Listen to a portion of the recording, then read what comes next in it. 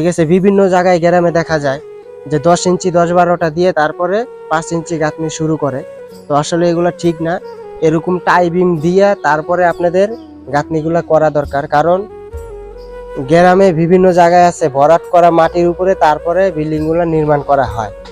তো ভরাট করা মাটির ভিতরে যদি বিল্ডিং নির্মাণ করা হয়, তখন যদি এরকম ভীমগুলা না দেওয়া হয়, এর ফলে কি হয়, ভবিষ্যতে যায় কিছুদিন যাওয়ার পরে বিল্ডিং গুলা এরকম ক্যারাক ধরে। ক্যারাক ধরাতে তখন মনে করেন যারা মালিক পক্ষ আছে, বাড়িওয়ালারা যারা নির্মাণ করায়, তাদের ক্ষতি হয়ে দাঁড়ায় অনেক।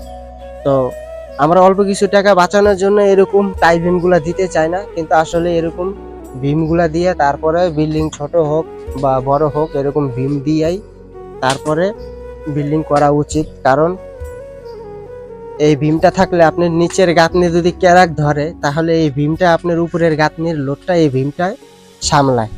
তাই এরকম ভীম দিয়ে কাজ করাটাই ইঞ্জিনিয়ারের সঠিক নিয়ম। আপনারা যারা একতলা করেন, ঠিক আছে, অনেক জায়গায় আছে 10 ইঞ্চি গাঁথনি কইরা তারপরে ছাদ দিয়ে ফেলেন, এই সমস্ত কাজগুলাই পরবর্তীতে ক্ষতি হয়ে দাঁড়ায়।